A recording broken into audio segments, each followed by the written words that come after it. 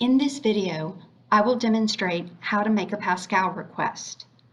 Once you have searched the PASCAL catalog and located an item that you would like to request, check the Request Status column on the right to make sure that at least one item is labeled as being available.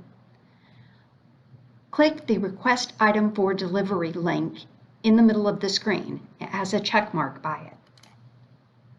At the top of the screen, you'll see the title of the item that you're requesting.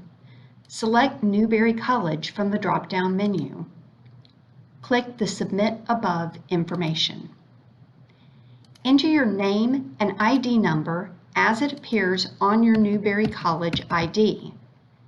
Do not change the pickup institution or the pickup location.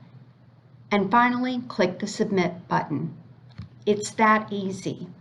Make sure to check your Newberry email over the next few days for a message from our circulation manager.